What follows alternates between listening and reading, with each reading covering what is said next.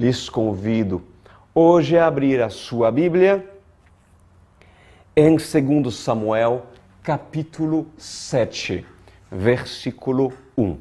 2 Samuel 7, 1. Vamos orar. Meu Pai, Abba Pai, anseio pelas águas do seu Espírito, anseio pelo Senhor nos conduzir, porque afinal o Senhor é a nossa bússola que nos orienta por onde e aonde devemos estar, o que devemos falar, porque todos aqueles que são seus certamente são dirigidos não segundo a carne, não pela carne, mas segundo o Espírito Santo, que os induzem a fazer e cumprir sua vontade, que é boa, perfeita e agradável. Usas os meus lábios para abençoar o seu povo, e todos dizem amém e amém. Glória a Deus. 2 Samuel 7:1, disse a palavra do Senhor. Vamos lá.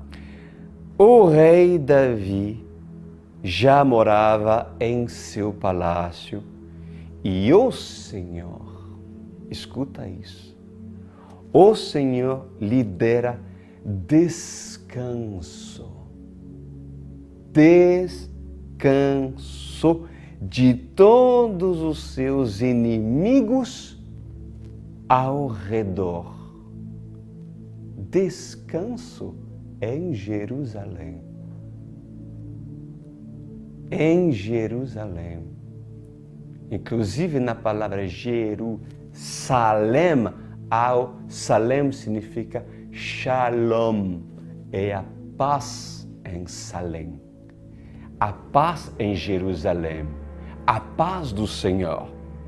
Deus concedeu a Davi, depois de assim Davi fazer aquilo que era certo, em preparar seu ninho, preparar Jerusalém, o que Davi fez?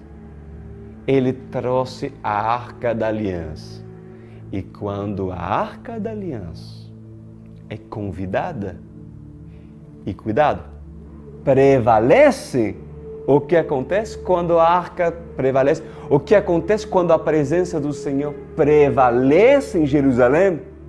A paz reina. A paz reina. Pode ter paz em Jerusalém? Pode ter paz em Jerusalém? Pode ter descanso na sua Jerusalém? Na sua Jerusalém? O que é Jerusalém? Eu já falei várias vezes acerca disso. O que representa Jerusalém? Jerusalém é a cidade cujo Senhor decidiu morar e também é a representação do santuário, da casa onde decidiu morar. Ou seja, Jerusalém são aqueles que são santos. É você e eu que querem se limpar, se santificar pela palavra do Senhor, pois todos aqueles que decidem ser rei em Jerusalém experimentarão aquilo que Davi experimentou. Assim diz o Senhor dos Exércitos, e Davi descansou dos seus inimigos. Glória a Deus. Pois quantos querem descanso em Jerusalém? Quantos querem descanso em Jerusalém, mas não encontram descanso em Jerusalém?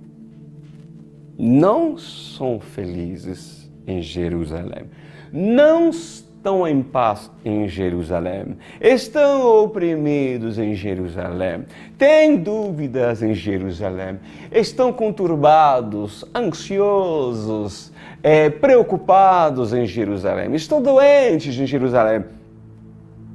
Quantos querem descanso em Jerusalém?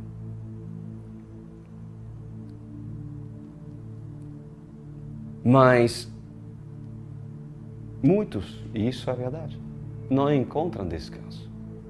Mas após tantas lutas e tantas guerras e perseguição, o que aconteceu com Davi, meus amados? Davi, ele teve direito, olha isso, teve direito ao seu descanso. Há dias de paz, dias de paz. Por que será? É bom você aprender sobre isso. Por que algum dentre vós não tem paz ainda? E olha, há tempos, talvez anos, deverias tu entender o que é a paz, mas não quer a paz, mesmo querendo-a, porque não entende que a paz é a presença do Senhor, que deves tu manter dentro da tua Jerusalém, porque assim como Obed-Edom, que aceitou a arca, em 3 meses ele e sua casa foram tão prósperos, mas tão prósperos, que até mesmo o rei soube do quanto Obed-Edom foi próspero. O que dizer de Abinadab, cujo também, antes de Obed-Edom, tinha recebido a arca e foi próspero. A arca da aliança. E manter a arca não é passar. Porque, escuta isso, quando vocês estão olhando esse estudo bíblico, quando nós temos um encontro às terças-feiras e sábado, a arca da aliança, ela passa. Ela passa perto da sua Jerusalém. Mas quando ela passa, ela produz algo. Certamente é o motivo de você ainda estar a me ouvir e não ter desistido, porque você sabe que quando ela passa, algo provoca em você. Você talvez se anima naquele momento, talvez uma força, mas o lance é não apenas que ela passe, mas que tu, ó Davi, abres teus portões para que a arca entre e permaneça. Não apenas às terça-feiras, não apenas os sábados, de maneira religiosa, ou como muitos fazem e dizem assim: hoje, domingo, é dia de culto. Então, filho, filha, esposo, coloca suas melhores roupas, porque nós vamos nos assentar e assim vamos ouvir o sermão daquele pastor, porque certamente isso de costume nos fará bem, porque sou evangélica e assim fui ensinado. Não. A arca da aliança, a presença do Senhor, a glória do Eterno deve ser mantida nessa Jerusalém todos os dias da tua vida. Então, por que será que Davi teve descanso? Porque Jerusalém se preparou a receber a Arca da Aliança. Simbolicamente, isso significa o quê, meus queridos? Que para o homem ter paz e descanso verdadeiro, o homem deve se preparar para que a presença do Altíssimo habita dentro dele. Quando você ora pela paz em Jerusalém, você sabe que conscientemente ou inconscientemente você está orando para que Yeshua volte,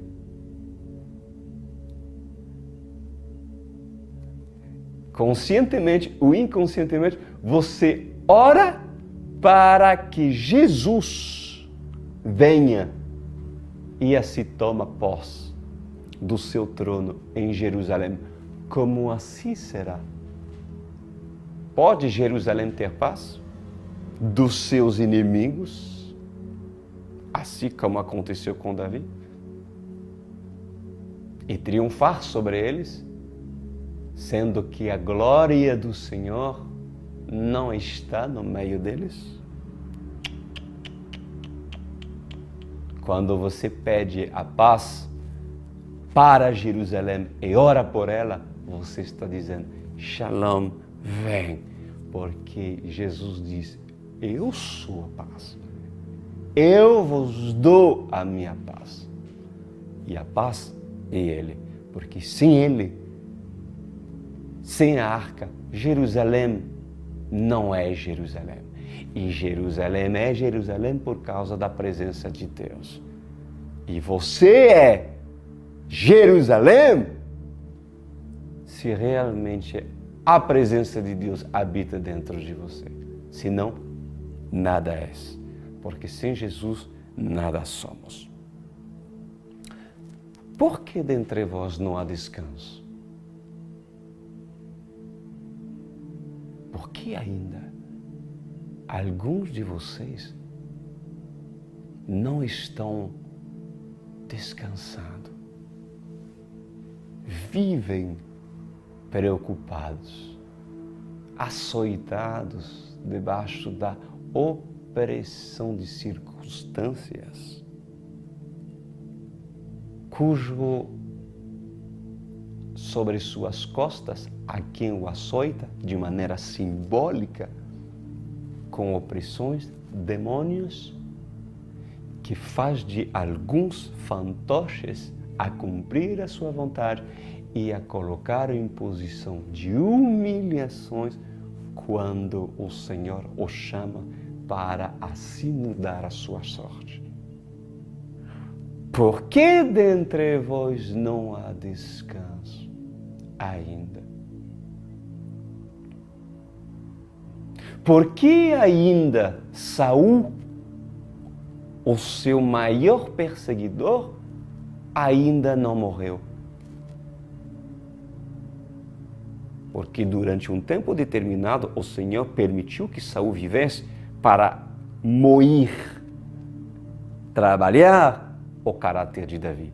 Mas chegou um tempo em que realmente Saul tinha que morrer. Nem sempre as pessoas estarão sendo perseguidas, porque há inimigos no qual você deve orar e abençoar, porque são inimigos suscitados por Deus com um propósito de te trabalhar. Mas tanto o espinho na carne, aquele que esbofeteava Paulo, como também Saul na vida de Davi, ambos tinham um propósito, mas nem sempre o espinho da carne esteve sobre Paulo a esbofeteá-lo.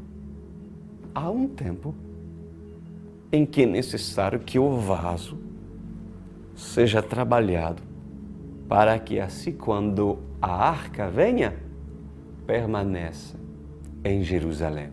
Quem tem ouvido para ouvir, ouça e aprende com certeza da Bíblia. Então, por que ainda não há descanso em alguns que estão me vendo aqui? Porque ainda Saul, seu perseguidor, não morreu? Porque alguns dentre vós ainda não aprenderam a se tornarem rei sobre sua própria Jerusalém.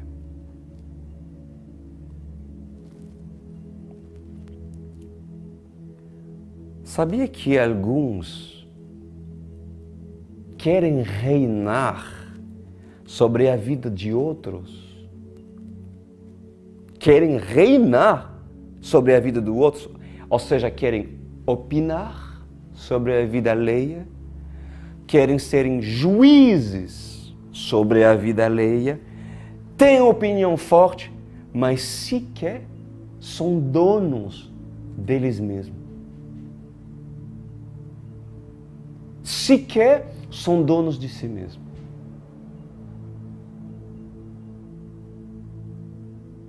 Por que não tirar tua maquiagem, Jerusalém, e sondar verdadeiramente os teus muros?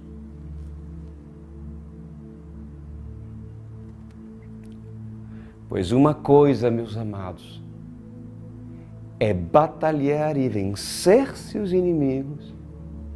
Outra coisa é batalhar e sempre ser derrotados. E há pessoas que estão me vendo aqui, batalham, e sempre são judiados, sempre são derrotados pelos seus inimigos. Vamos lá, o que Davi fez durante o seu cansaço em Jerusalém? O que Davi fez durante o seu, não é cansaço, durante o seu descanso merecido em Jerusalém. Ele teve um tempo de descanso, assim diz o Senhor. Pois a Bíblia fala, inclusive no capítulo 7, depois, diz a palavra do Senhor que Davi, ele pensou, e inclusive teve uma ideia, mas muito nobre. Davi, ele foi procurar o profeta Natã, porque, cuidado, eu coloco uma parênteses entre isso, que mesmo reis que são reis e que são soberanos sobre uma nação, reis que são de Deus, sempre terão até mesmo um profeta para se serem aconselhados, inclusive acerca das coisas de Deus, porque Deus instaurou reis e também profetas. Pois Davi, diz a palavra do Senhor, procurou o profeta Natã, porque pensou que seria necessário, inclusive, que a Arca da Aliança repousasse num templo de cedro digno do Senhor. Davi, ele tinha construído o seu palácio, a casa de Davi, um palácio maravilhoso, né? Descrito na Bíblia como um palácio feito de cedro do Líbano, que era realmente a madeira mais nobre que há. Então, na sua época, certamente, deveria ter sido algo de muita excelência, de muita beleza, né? Bom, mas Davi, depois de construir o seu palácio, diz assim: eu vivo num palácio assim, e a casa do Senhor? E a Arca da Aliança? A presença do Senhor? Ela está debaixo de uma tenda, apenas. Natã, eu tive uma ideia. Como vou permitir que com todas as coisas que o Senhor tem me dado, me abençoado, não vou pensar em fazer com que a arca possa repousar num templo que é digno do meu Deus. E o que aconteceu quando Davi disse a Natã: tenho uma ideia de construir um templo para meu Senhor. De madrugada, diz a palavra do Senhor, o Senhor se revelou a Natã de madrugada e disse que seria seu filho que construiria o templo, e não ele. Agora, o que chama a minha atenção em tudo isso é que a paz que Deus proporciona para um escolhido, leva a um adorador a meditar acerca de assuntos que edificam.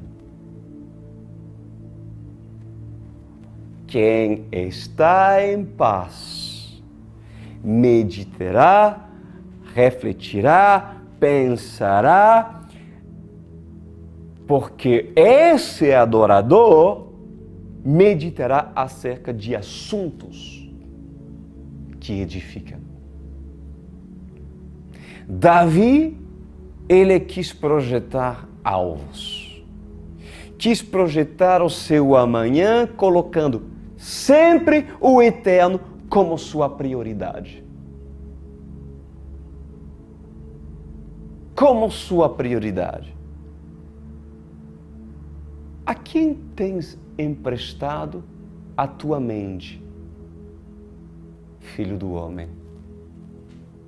A quem?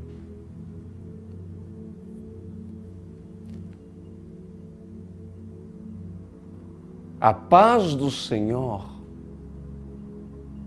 carregado por um escolhido, o faz pensar coisas boas, coisas agradáveis e o faz projetar projetos nobres aos olhos de Deus. Um rei segundo o coração de Deus, ele pensa em abençoar a casa do Senhor. E se lembra da casa do Senhor. Um rei que é rei não pensa apenas em seu palácio. Não pensa apenas do seu palácio, da sua casa. Mas deve-se olhar e colocar seus olhos em saber se a casa do Senhor precisa de algo. Se o Senhor, o que eu posso fazer para o Senhor? Se preocupa a saber das condições e do andamento da obra do Eterno. Um Davi, que é Davi, certamente pensa assim. Agora, o Senhor se opôs à construção do palácio de Davi.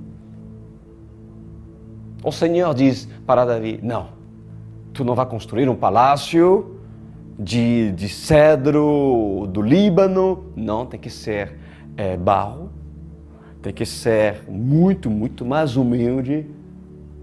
O Senhor diz isso para Davi? Não. O Senhor não ordenou para Davi construir uma casa de barro e muito menos rejeitar o cedro de Líbano. Por que alguns que estão me vendo não sonham como Davi? Por que alguns apenas focam seus palácios e não planejam a excelência para o futuro do ministério onde o Senhor o colocou? Pois muitos são egoístas. Há muitas pessoas que são muito egoístas, porque apenas querem ver o seu palácio. Mas Davi, o homem segundo o coração de Deus, se preocupava e procurou o profeta Natã, a saber, eu quero contribuir, eu quero me doar, eu quero ofertar, eu quero doar também cedro do Líbano a construir o templo.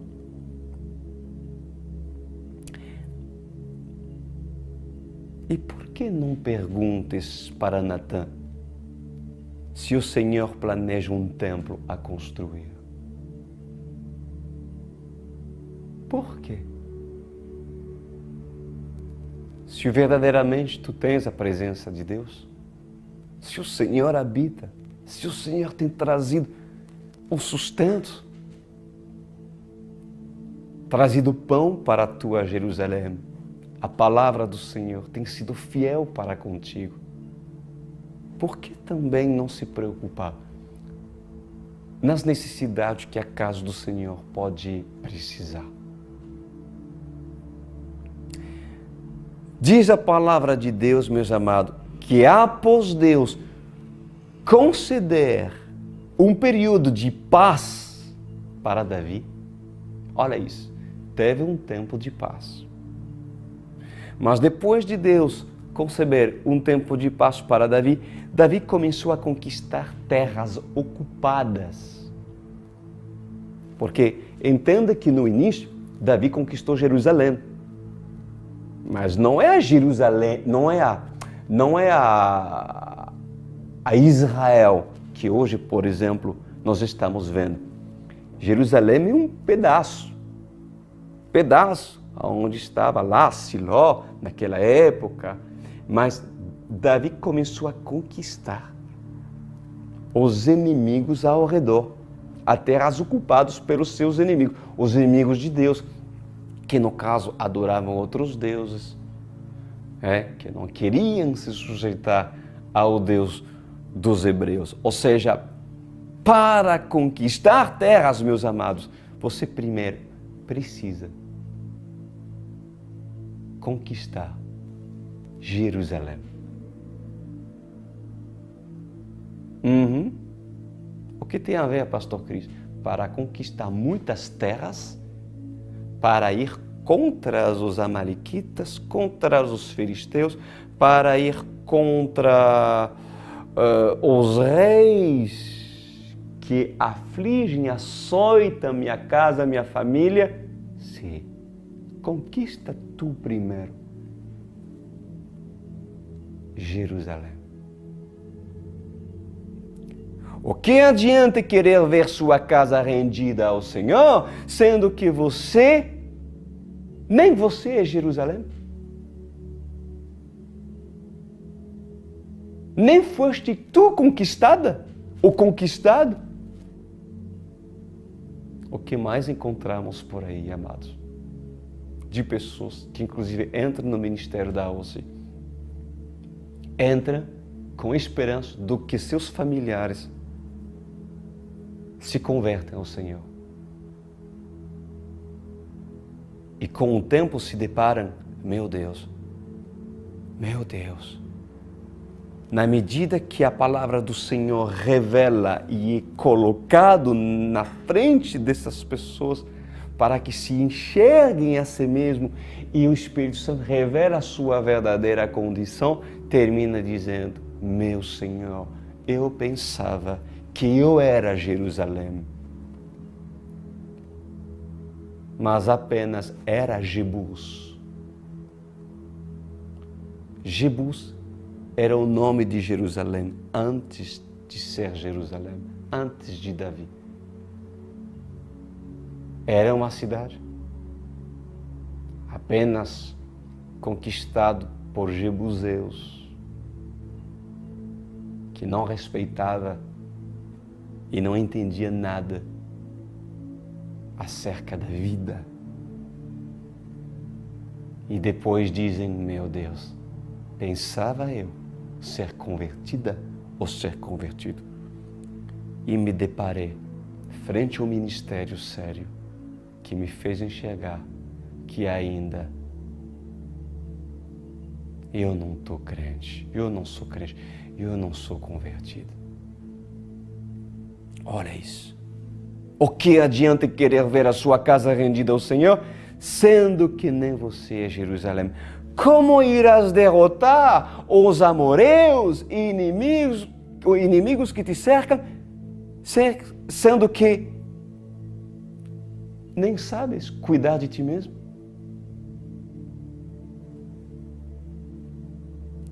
Segundo Samuel 8:5-6, olha que diz: quando os arameus de Damasco vieram ajudar Hadadezer, rei de Zobá, Davi matou 22.000 deles. Muita gente.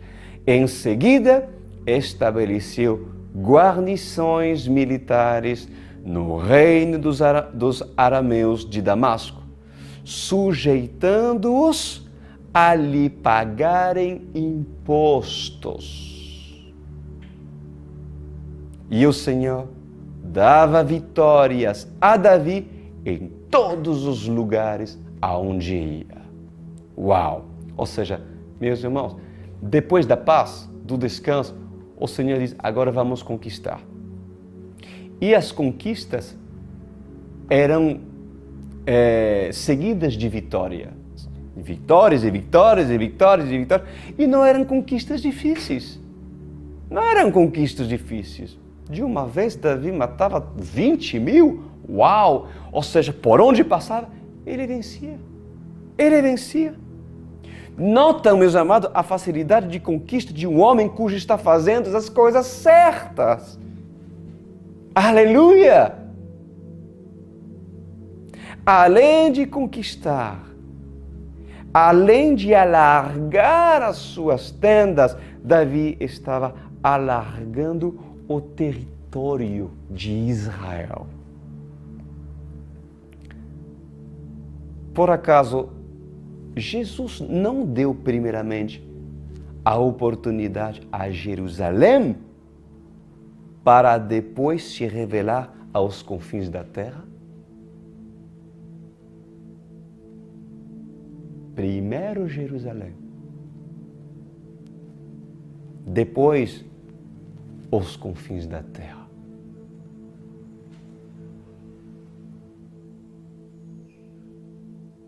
Mas há pessoas insensatas que dizem, Deus me chamou a ser missionária ou missionário. Olha a sua casa. Olha a sua casa. Olha Jerusalém. Mas a religiosidade faz com que seus muros escondem a verdade. Mas Deus me chamou para os confins da terra.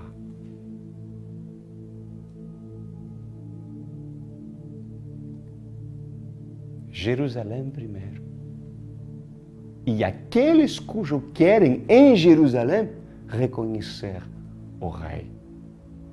Ali o Senhor irá fora da cidade e até os confins da terra para alcançar aqueles cujo querem reconhecer o Rei. Assim Deus opera, meus amados. Versículo 6 diz assim, em seguida estabeleceu guarnições militares no reino dos arameus, de Damasco. Sublinhe essa palavra, sujeitando-os a lhe pagarem impostos. Davi sujeitava seus inimigos. E os seus inimigos tinham que pagar impostos a ele. Não o contrário. Não o contrário. São os inimigos que devem pagar imposto a um santo escolhido de Deus. E não o contrário. Pois o que chama minha atenção, meus amados, é que para cada conquista, além de tomar o que era dos seus inimigos, Davi os sujeitava a pagar impostos. Por acaso, deves tu algo a Satanás?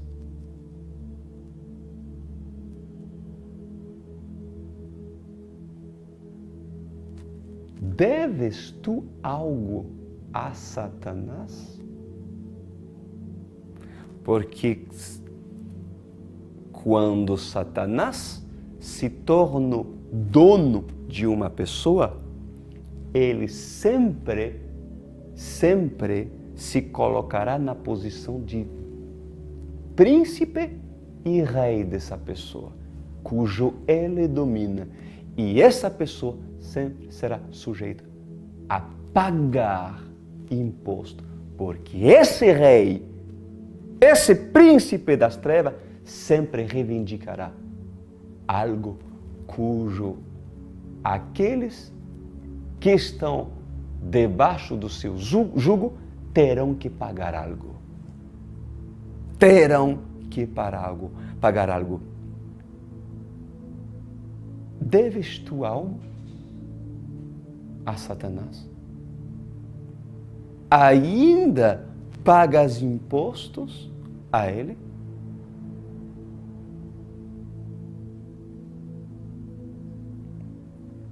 Ou Satanás está na obrigação de lhe dar e ceder coisas que lhe pertencem porque há autoridade espiritual e santidade na sua vida?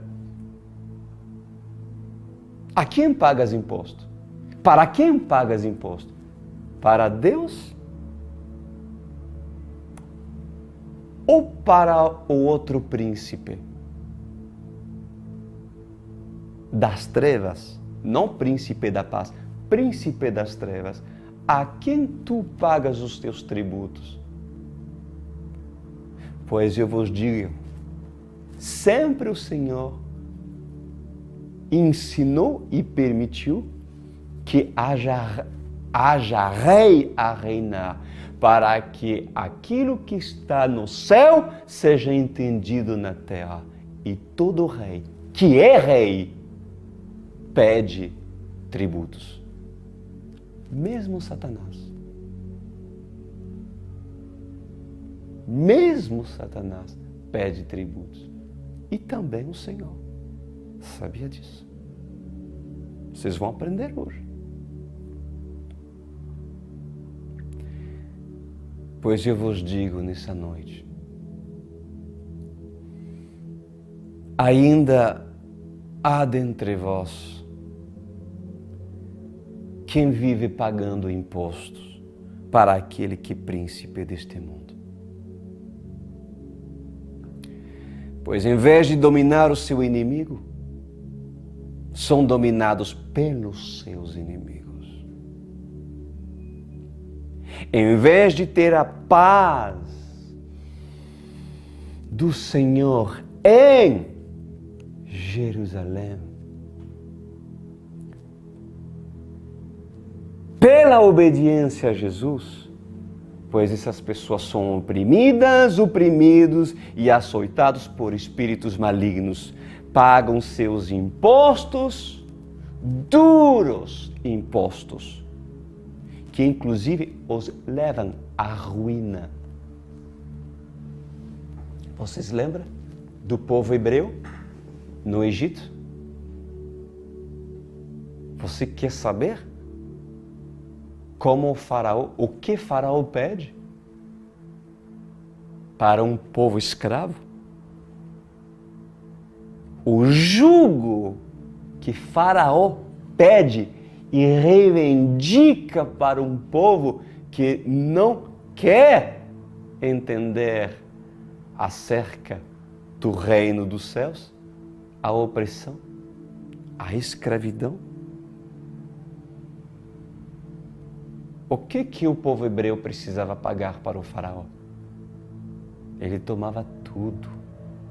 Dava migalhas, um pouco de cebola, um pouco de cereais. Claro, tem que manter um escravo na sua miséria e tem que mantê-lo vivo durante aquilo que o faraó determina. Até o rei das trevas pede que seus súditos e aqueles que se sujeitam debaixo dele pagam seus impostos. Pois esses pagam imposto não apenas com contribuições financeiras, porque não dão ao Senhor o que pertence ao Senhor, mas pagam no seu casamento. Satanás pede contribuição dos seus impostos e para aqueles que não pagam, certamente judia o casamento. pagam na sua saúde, são subjugados pelo seu inimigo, em vez do inimigo se subjugar a ele. A quem pagas tu os teus impostos? A Deus ou a Satanás? Pois o salário da honra é honra. O salário da obediência a Deus é a terra onde mana leite e mel. O salário do amor é amor. Mas o salário do pecado é a morte. Por quê? Porque por causa da brecha, a morte reivindicará seus impostos sobre todos aqueles que não querem ter Jesus como rei da sua Jerusalém. Uau! Uau! Há um imposto que Deus pede? Não, pastor, claro que não. Deus não pede imposto. Ah, é? É porque tu não conhece a Bíblia, então. Todo rei pede imposto. É injusto, pastor. Que? É injusto? Que um rei pede imposto para o povo? Então, quem vai defender as muralhas de Jerusalém? Quem vai alimentar aqueles que defendem as muralhas da Jerusalém? Quem vai comprar os escudos? Quem vai preparar as espadas para te defender? Quem vai sair da Jerusalém para se plantar semente e assim trazer o legume para tu e tua casa comer? E extrair o leite da vaca para que tu bebe todos os dias?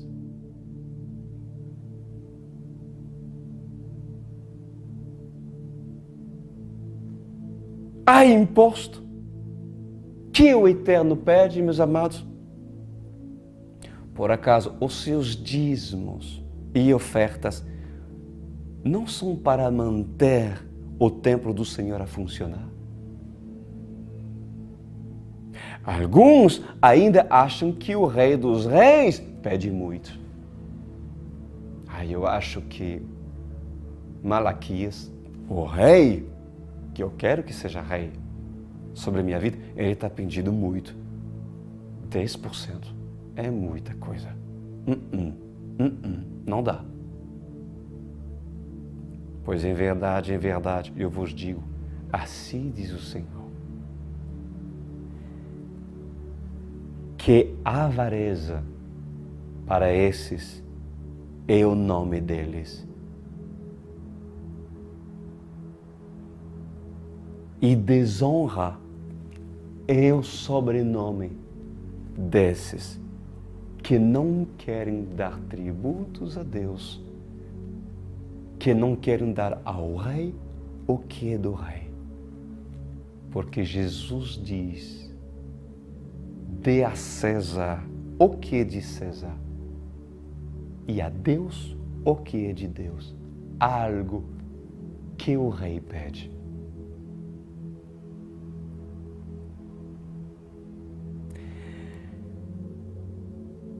Desonra é o nome desses, avarente é o sobrenome desses. Por quê? Porque querem que os sacerdotes servem no templo e querem ser servidos com pão e com vinho. Querem proteção, abrigo de Jerusalém, cujo Jesus habita, mas disse o seu coração: por que pagaria impostos sobre tudo aquilo que usufrui, pois eu não concordo, então que os outros pagam. Que os outros pagam o tributo do rei para que a minha casa continue com pão e os soldados continuem a me defender. Continua orando por mim. Orem por mim, pastor. Presbítero, orem por mim. Orem por mim. O que o rei de Sião diria para esse cidadão?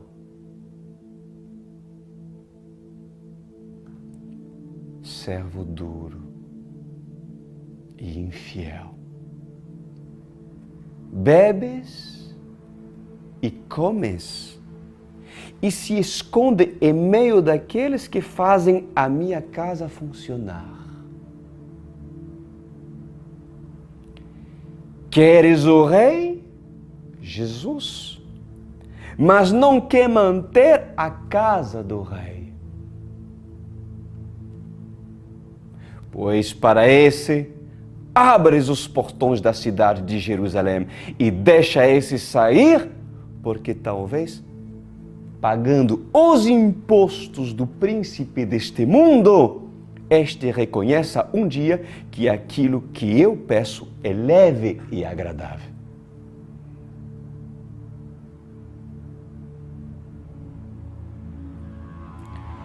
Pois quando o Rei dos Reis, e eu termino nessa noite dizendo, quando o Rei dos Reis virá e triunfará sobre os seus inimigos no vale de Megido, quando o Rei Jesus se assentará no seu trono em Jerusalém, então todos, diz a palavra do Senhor, deverão subir até Jerusalém para levar seu sacrifício e sua oferta. E eu lhe digo, não será animais sacrificados, mas será sua adoração, sua entrega, seu zelo e sua excelência.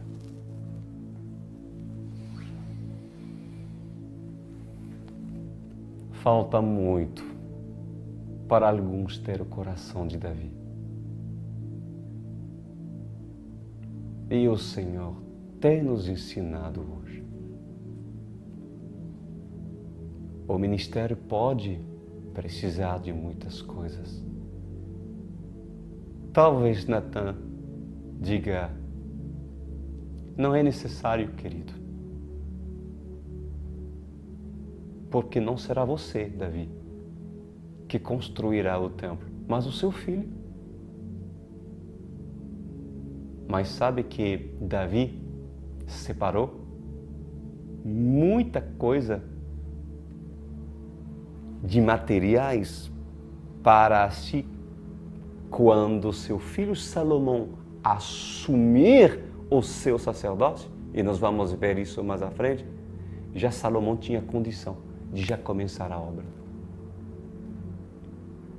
Porque Davi não pensava apenas no seu palácio, mas pensava no bem-estar e na excelência do como estaria a casa do seu Senhor. Não seja avarento, não seja egoísta.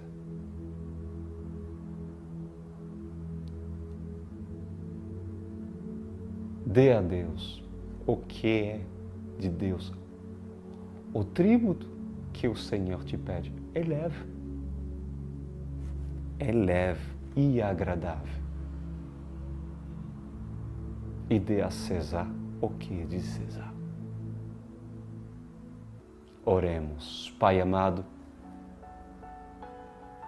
lhe agradeço, meu Rei, porque o Senhor nos conduziu a entender o que também um homem, segundo o seu coração, pensa e planeja fazer. Certamente há pessoas que têm muita condição e que podem fazer grandes obras para ti, que podem planejar até mesmo a construção do templo. Há outros que não têm tantas condições, mas têm um coração disposto a se preocupar, a saber aquilo que a obra do Senhor possa precisar, e pergunta para Natan. E se aproxima de Natan e é dependente de Natan. Sendo o que for essa vida, que acima de tudo, Jerusalém tenha controle de si mesmo. Domina sua cidade para depois conquistar como Davi conquistou. Muito obrigado, Rei, porque temos aprendido muita coisa nessa noite para a glória e honra do seu santo nome. Amém e amém.